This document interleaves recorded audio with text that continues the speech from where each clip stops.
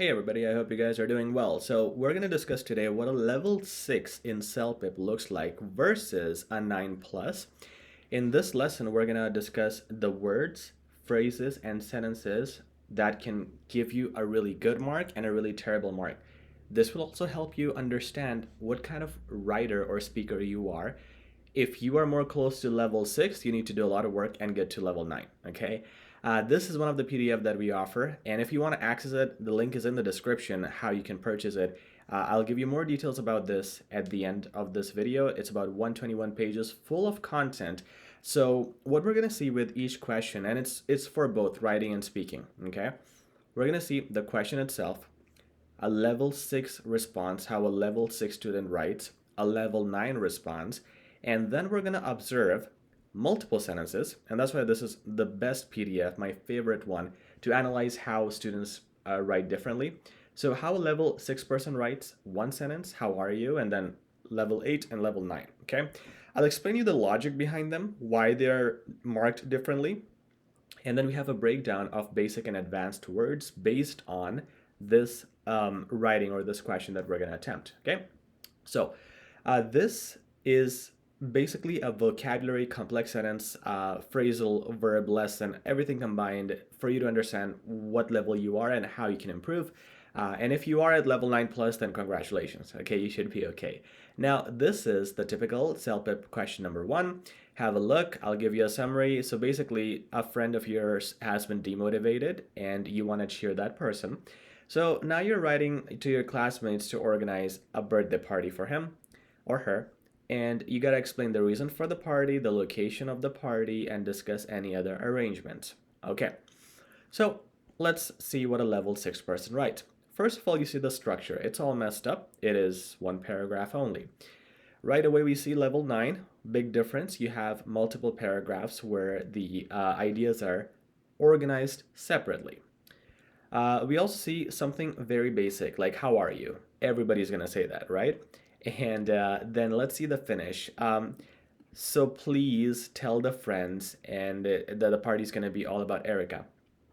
This is actually unique because most people just finish with I look forward to, but this is unique. However, it's so basic when you see the word so, and there's really nothing complex going on here.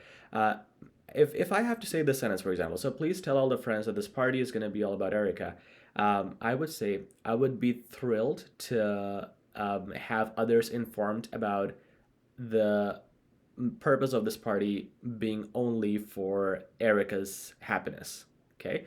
Or Erica's gratification, just so I can have a upgraded version of happiness. And we're going to look at more sentences like this in this PDF document. So now you also see the rest of it. I'm not going to read the whole thing just to save us some time. But you see, it's all words that you would use in normal life. I wanted to ask you something. How about we throw a party? She has been down. I need to cheer her up. I really want to cheer her up. What do you think? I feel the pub on the main street would be a great choice. There's no connector here. You know, every sentence, there's no also, furthermore, or anything. There are some grammar mistakes too, like the and, starting with a capital in the middle of the sentence.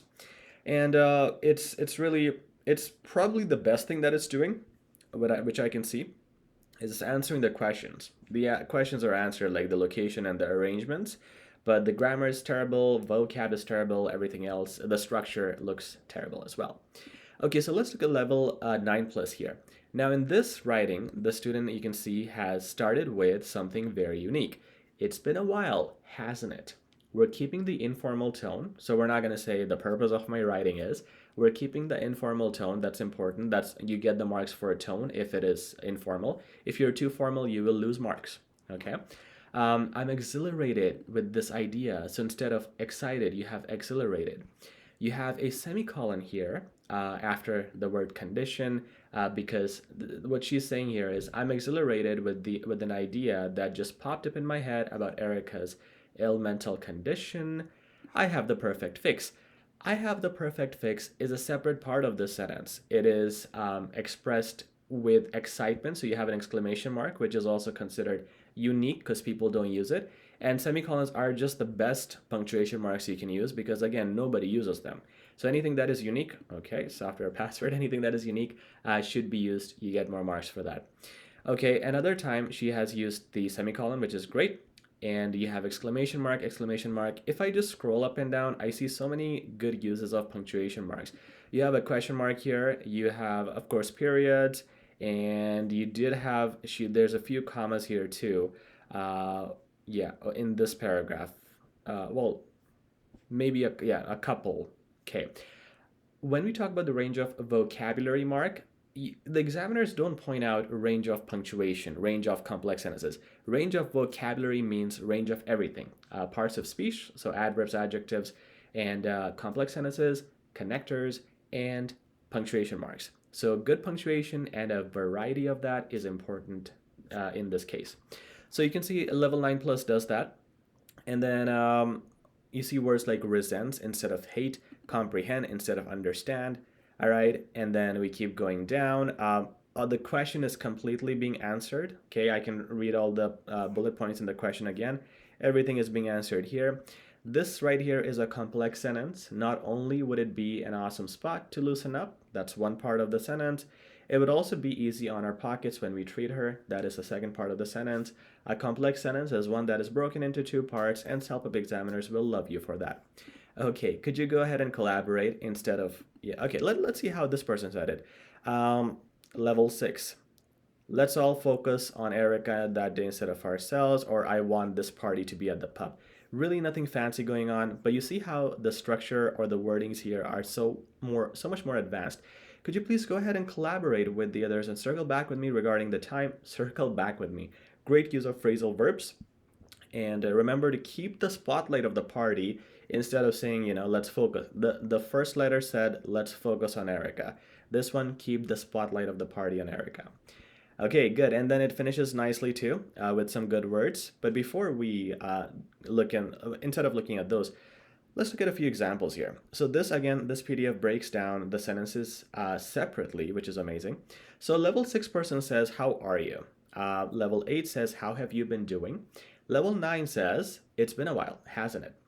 Note that none of these people are making a mistake. So this is mistake proof. No grammar issues here, but the person will get a 6 because it's not fancy.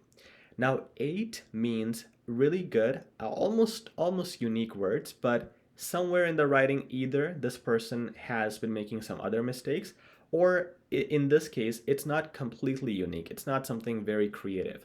But when you say it's been a while, comma, hasn't it? This is very close to a complex sentence, not entirely. It is broken into two parts, hasn't it and it's been a while, so that kind of makes it complex, and it's a unique usage instead of just saying, how's it going? Another example here of a longer sentence would be a CELPIP 6 sentence. I wanted to ask you something. How about we throw a party for Erica? No mistake, but very simple, very small, simple sentences. This one also is a little improvement, so I'm excited to share an idea with you. Let's throw an amazing party for Erica. The good thing here is you have an exclamation mark. You also look a little more descriptive because you're excited to share an idea, so that's an adjective, which is good for a range of vocab, and it's also more descriptive. But when you see this sentence, this is very complex. You got a semicolon here, exclamation mark, so it's a long sentence with a variety of punctuation. It has a good word, exhilarated. It says popped up, and yeah, that's what examiners are looking for. You can see a few more. I'm gonna scroll slowly. You can pause the video if you would like to read. Okay, I don't want to read everything. I know you guys can read that, so just pause the video. And then we also have, for the same letter that we just looked at, we have words which are considered basic. So everything here is below 9, everything here is above 9, okay? So instead of excited, you say exhilarated, complaining, ranting, good, awesome, focus, spotlight. And again, you can just pause the video and see the alternatives here. This PDF brilliantly explains the differences between what you should do versus what 85% people do, okay? So I hope this gives you a good understanding of how the CELPIP writing is supposed to be, but it's not really aimed at writing this lesson. This is an idea for us to give you an idea about the vocabulary, which is going to be applied to speaking as well. So the same lessons you learn here should be applicable to your speaking too. And again, this PDF contains 30 questions in detail. If you want to access this PDF, it comes with our CELPIP upgrade package. The link for that is in the description. You get this PDF, you get 5 mock tests, very challenging mock tests. You also qualify for a free session, and it's at a very reasonable promotion right now. You can check it out on our website. And again, this will help you learn, improve, and get a good score in your CELPIP exams. If you have any questions, please do comment and ask. I try my best to respond to all comments. And if you like this video, please subscribe and share. Thank you very much.